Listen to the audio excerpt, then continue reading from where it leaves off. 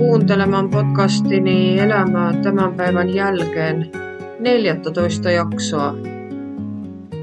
Teen tämän jakson täysin erillisenä, koska tällä hetkellä on tapahtunut niin suuria muutoksia, että haluan tuoda ne jotenkin hieman enemmän esiin.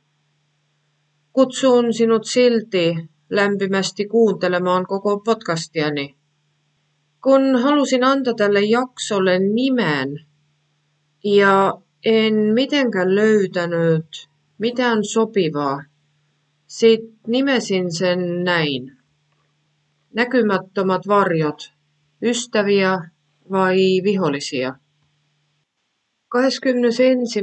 toukokuu 2025 on yksi viime aikojen suurimmista elämää mullistavista päivistä koko nyt jo 2-vuotisen syöpähistoriani aikana.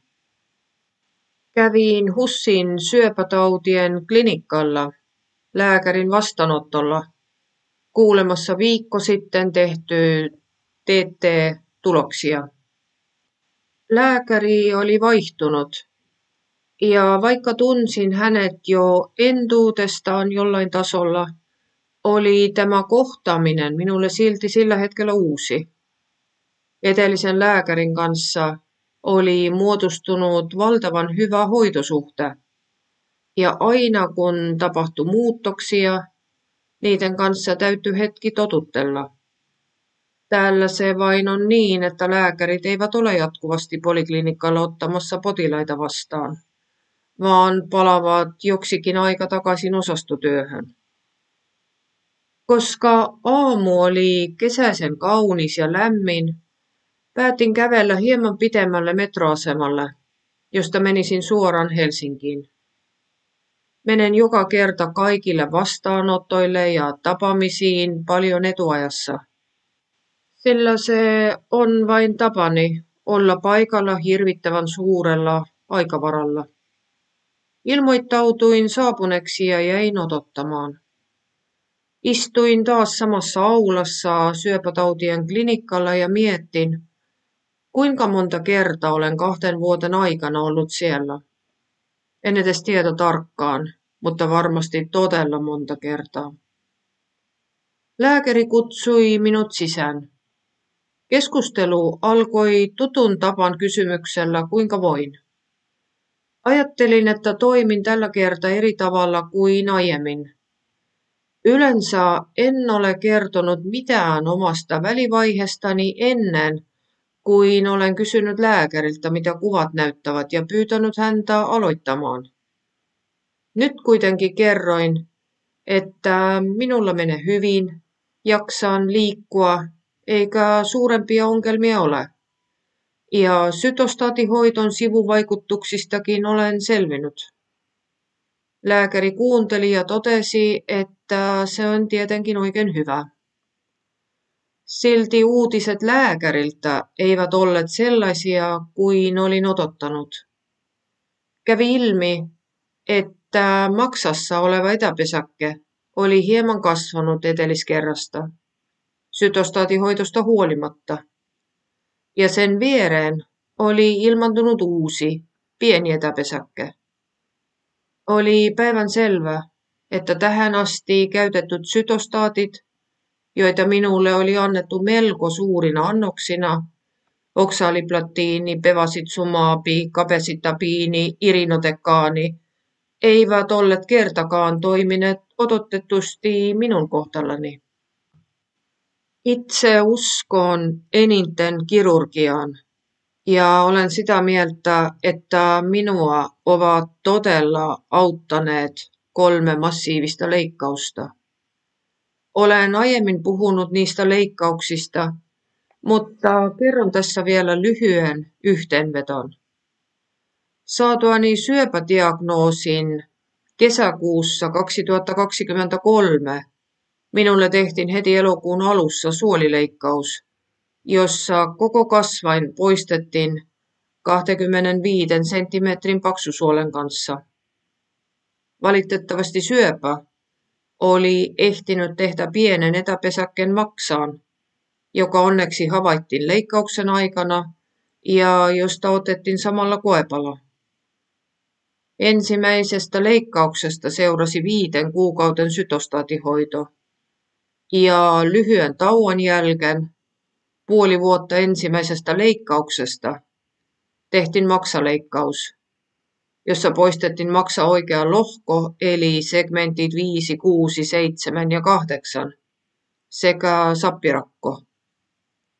Kaiken piti olla kunnossa, mutta 3 kuukauden kuluttua ilmestyi taas uusi pieniä etäpesäkkeitä jäljellä olevan maksaan. Aloitettiin uusi sytostaatihoito ja 8 kuukautta edellisestä leikkauksesta tehtiin taas uusi maksaleikkaus, jossa olemassa olevat etäpesäkkeet tuhottiin termoablaatiolla. Taas saatiin pieni hengähdystauko, mutta 2 kuukauden kuluttua ilmestyi uudet pienet etäpesäkkeet maksaan ja lääkäreiden mukaan myös keuhkoihin. Keuhkoissa tilanne on pysynyt koko ajan rauhallisena, enkä itse ole varma, onko niissä todella etäpesäkkeitä. En itse usko siihen. Ja olen myös kertonut lääkäreille, että keuhkoissani tuskin ainakaan tällä hetkellä on etäpesäkkeitä. Uusi sytostaatihoito aloitettiin taas, mutta tulos ei ollut odotetun kaltainen. Keskustelimme lääkärin kanssa pitkään nykytilanteesta ja sain vastaukset moniin kysymyksiini.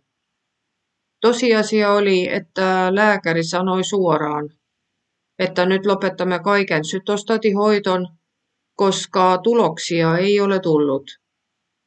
Jäljellä olisi vielä tablettimuotoinen vaihtoehto Lonsurf, mutta lääkärin mukaan ei ole syytä odottaa sen tuovan toivottua vastetta, kun otetaan huomioon kaikki aikaisemmat hoitokokemukseni. Koska myös Lonsurf voi aiheuttaa erittäin voimakkaita sivuvaikutuksia ja vielä juuri niissä elimissä, jotka ovat jo valmiiksi rasittuneet. Täytyy ottaa huomioon koko elimistöni muuttunut tila. Punnittuaan puolesta ja vastaan, lääkäri ei suositellut sitä minulle. Rehellisesti sanottuna en itsekään halua sitä enää kokeilla.